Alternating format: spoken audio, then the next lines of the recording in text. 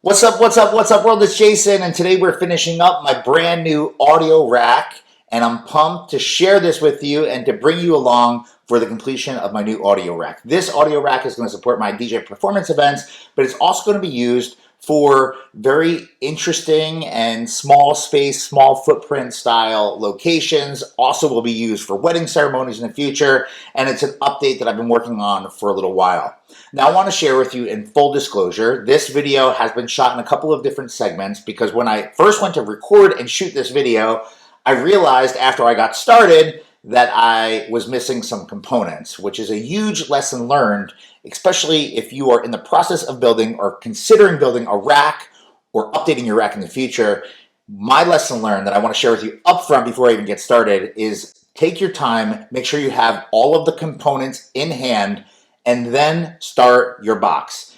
It absolutely sucks to have most of the components or to get started and realize you're missing something and have to stop, pause, order something, wait for it to come, and then kind of re-engage. So again, I'm sharing this video with you. I'm re-recording the intro because I had to make some adjustments that came to light after I started to record my video the day I received all of my components of what I thought I needed for this box. So my lesson learned, make sure you have everything in hand before you get started.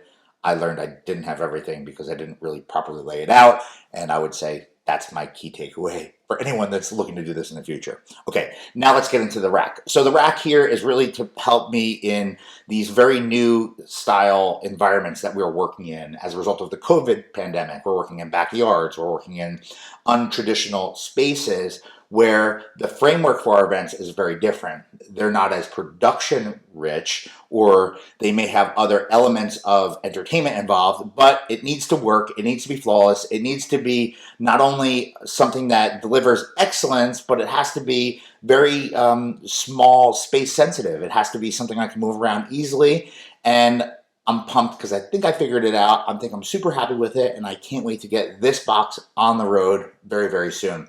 So let's talk about the box. Typically in the past, I've always used flight style tour cases to support my audio and video and lighting needs for the control center of my events.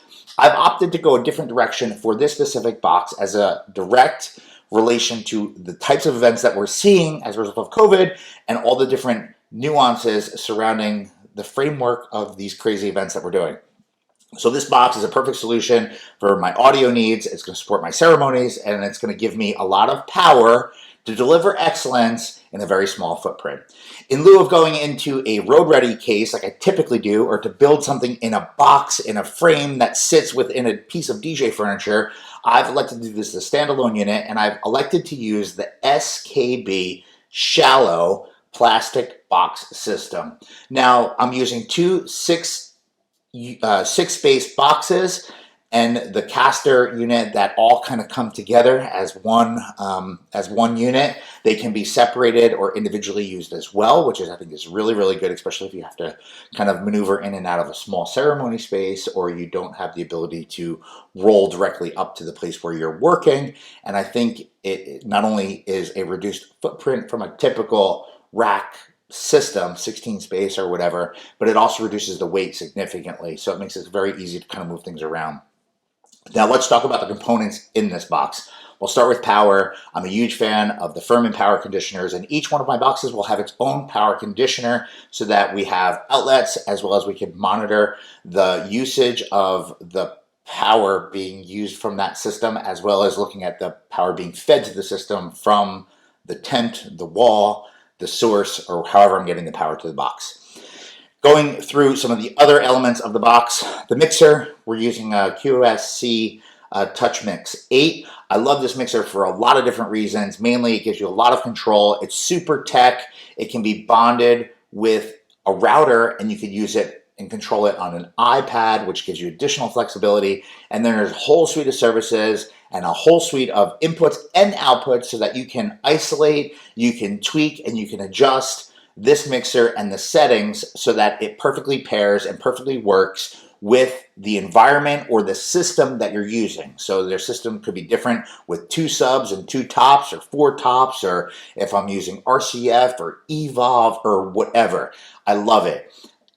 In addition to all of that, this mixer wins for me for a number of different reasons, but I'll say the key takeaway for this from a ceremony perspective or from a microphone perspective is that you can actually isolate, identify, and remove the frequencies which cause the high-pitched screeching of the microphones, and it allows you to have a higher volume and not have feedback that would typically be found in most other mixers that don't give you that level of control. And I love this mixer for that. So it wins on all things tech. It's got some super cool features, and again, I'm pumped to use it. I'm pumped to set it up. I'm pumped to get it on the road, and that's the mixer I'm using.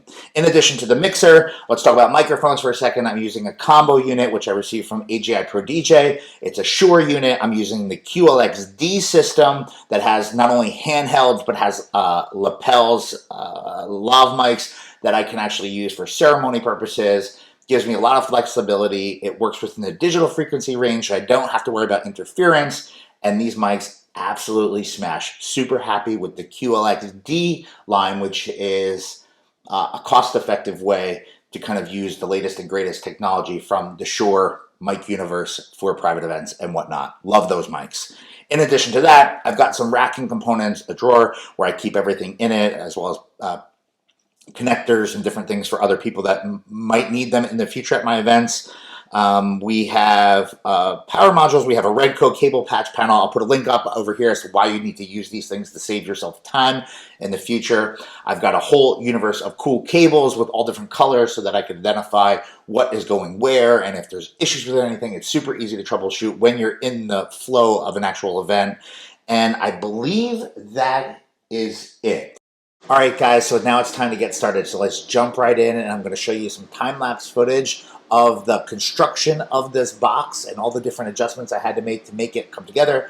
And as soon as we get through that, I'm going to show you the final result, how the box ended up, and I hope you enjoy. One thing I forgot to mention before is how I'm going to be doing the networking to support the QSC Touch mixer, as well as any other needs for Wi-Fi in an internal network.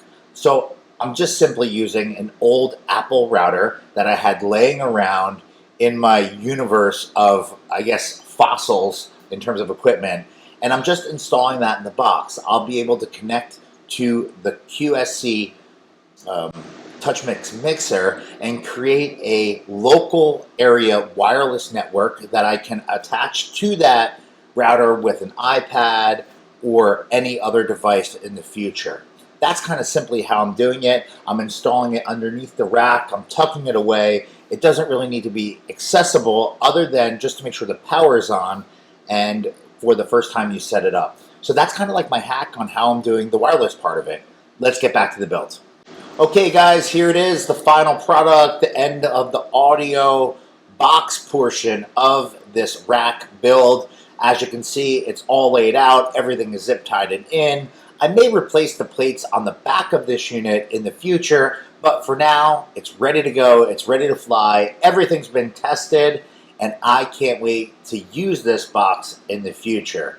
A couple of things. You see the front of the box. It's laid out really well. I've actually bent the shelf up that's holding the Touch mixer in place to help me access and view that mixer a little bit easier than if it was just straight down, given the reduced footprint and the condensed of all the awesome going on in this small footprint of a box.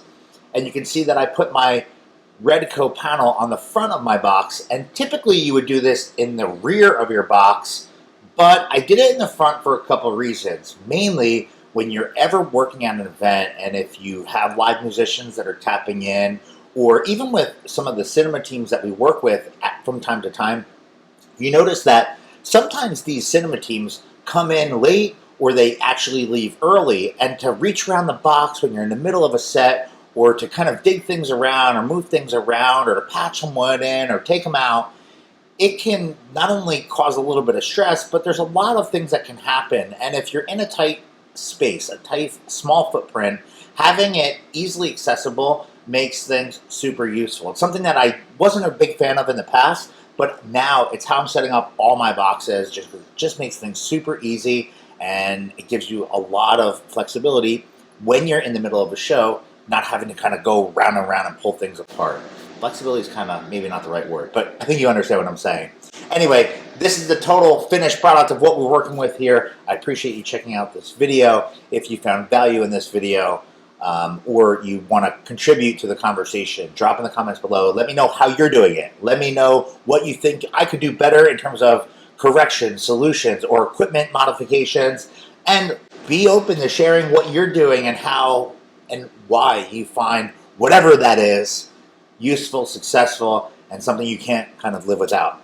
Hope you enjoyed this video. Drop down below, get into the comments, and be on the lookout for another video dropping really, really soon right here on this channel. Thanks for watching.